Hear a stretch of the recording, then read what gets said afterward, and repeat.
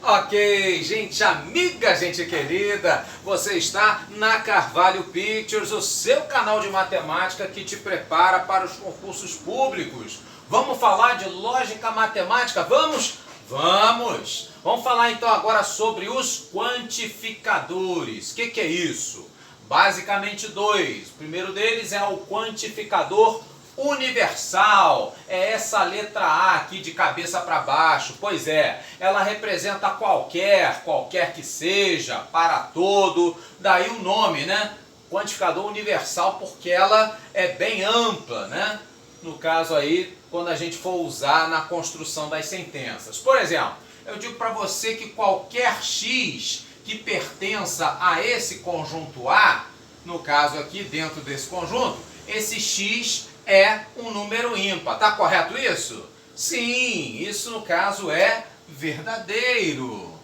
Ou seja, no caso então você percebe que o nosso quantificador, ele faz com que uma sentença que era aberta, ela se torne aí, no caso, uma sentença agora possível de ser classificada como verdadeira ou falsa, ou seja, transforma uma sentença aberta numa proposição. Muito bem. Então, por exemplo, quando eu digo para você que qualquer que seja o x pertencente ao conjunto dos reais, o módulo de x vai ser igual a ele mesmo. Está correto isso? Não! No caso, essa afirmação já é uma afirmação falsa. Por exemplo, módulo de menos 3 é igual ao próprio menos 3? Não, né? Módulo de menos 3, módulo de negativo, vai dar resultado o quê? Positivo. Pois é. Muito bem. Terceiro exemplo. Qualquer que seja o meu x, para todo x que pertença ao conjunto dos naturais, x mais 2 vai ser maior do que 6? Pois é, não necessariamente, né? Isso aqui também vai ser falso. No caso, então, não é qualquer x natural, não. Somente valores de x o quê? Maiores que 6 menos 2. O x, então, ele tem que ser maior do que 4 para satisfazer aí, então, essa sentença, ok? A essa proposição. Tudo bem? Naturais, lembra, né? De 0, 1, 2, 3, 4, quer dizer, então só do 4 em diante, valores maiores que 4, melhor dizendo. E aí, no caso, a negação dessa proposição. Então, quando eu digo qualquer que seja o x, para todo, para qualquer x, essa propriedade, essa afirmação, ela é válida, como é que eu nego isso? Basta então eu dizer o seguinte, no lugar do qualquer que seja, eu digo então que existe um x, que essa proposição, que essa afirmação, ela não é válida, ok? Então, ao invés de para qualquer um, qualquer que seja, existirá um x que a proposição não será válida. Essa é a maneira de negar com o quantificador universal. Tudo bem? Vamos falar então agora do quantificador existencial. Então, agora você tem, né, essa letra E ao contrário, que no caso representa que existe um elemento x que satisfaz, ou existe pelo menos um, no mínimo um, tá? E em algumas variações tem esse tracinho aqui que significa unicidade. Existe um único elemento x que satisfaz. Ou, no caso, se tiver o corte dessa letra E ao contrário, cortou, fez então a negação. Significa então que não existe. Muito bem, vamos aos exemplos. Então, por exemplo, eu digo aqui que existe um único x pertencente a esse conjunto A, que no caso então será um x par. Está correto isso, sim ou não? Pois é, verdadeiro. Sim, se você percebeu aqui, ó o 8 aqui. 8 é par, né? Então, no caso, existe um único que satisfaz a essa afirmação de ser par. Só ele, o 8 e mais ninguém. Tudo bem? Muito bem. Segundo exemplo, existe um x natural, do conjunto dos naturais, tal que ele elevado ao quadrado menos 4 vai ser igual a zero? Sim ou não? Sim, existe. No caso, essa afirmação também é verdadeira. Se você for resolver a nossa equação aqui do segundo grau, você vai achar, né, que para x ao quadrado igual a 4, os valores são x igual a mais ou menos 2. No caso, o mais 2, ele é um valor natural, portanto, isso é verdadeiro.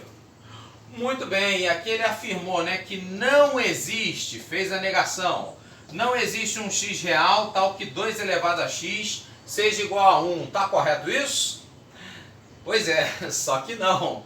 No caso, essa daqui é falsa. Sim, porque existe esse x, que no caso aí faz com que 2 elevado a x seja igual a 1. Esse x é x igual a 0. Ok?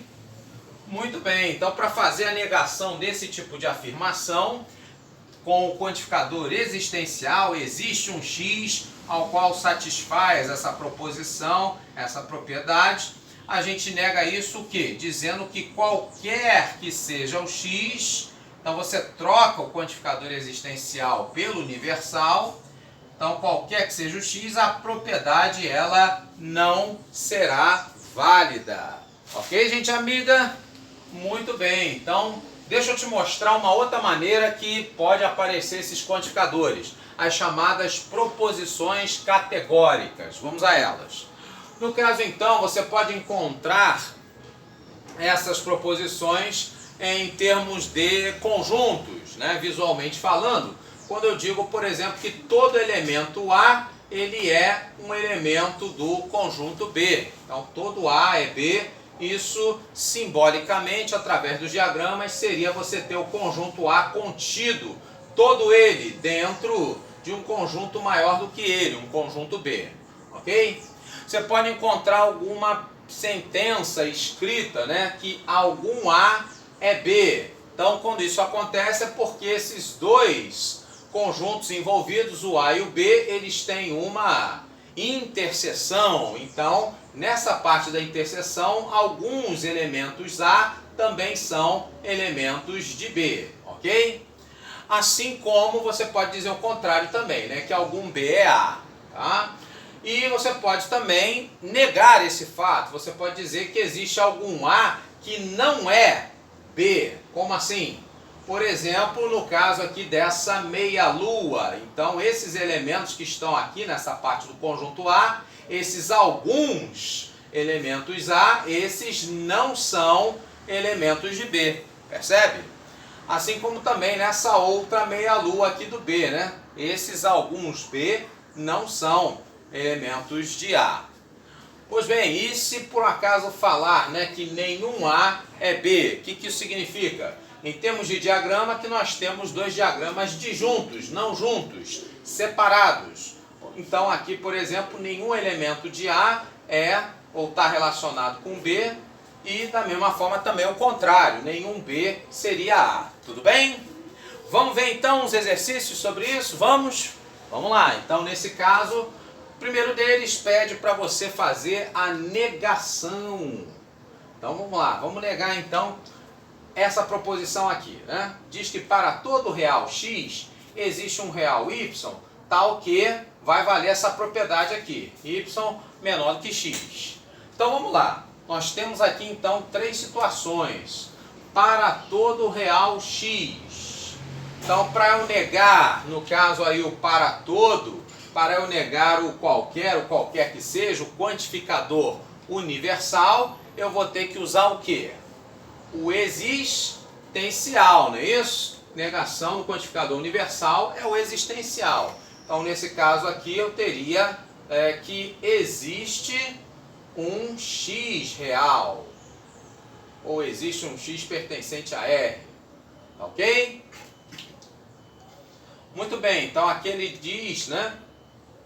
Existe um real y. Então repara que ele usou aqui o existe, então é o quantificador existencial. E no lugar do existencial, quando eu nego, eu uso então o quantificador universal. Então, no lugar de existe um real y, eu vou escrever que para todo, para qualquer y, pertencente aos reais.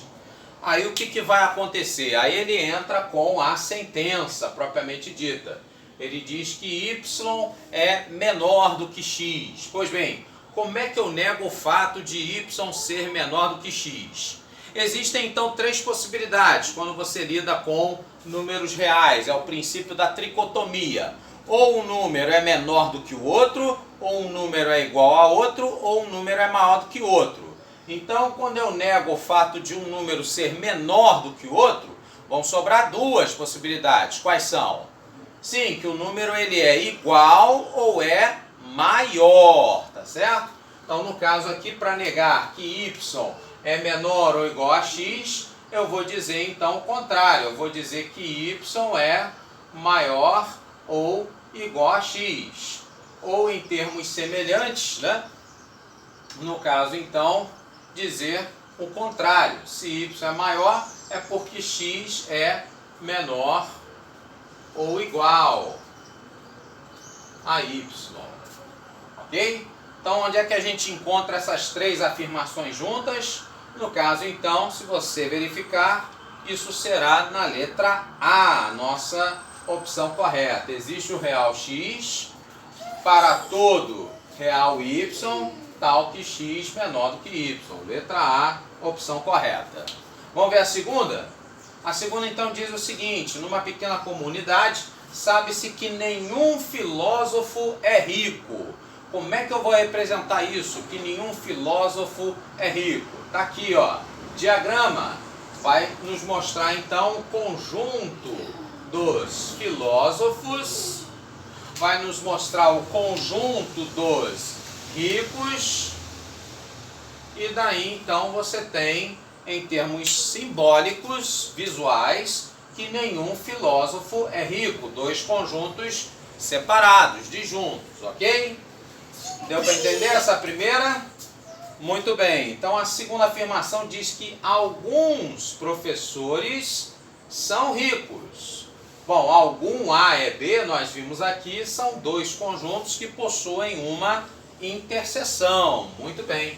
Então, nesse caso, alguns professores são ricos, podemos ter esse tipo de situação. Então, nós vemos aqui, né, que alguns professores são ricos. Está aqui, né, de acordo com o que ele falou. Certo? Bom, ele não proibiu que houvesse uma interseção, né, de professores com filósofos. Tá certo?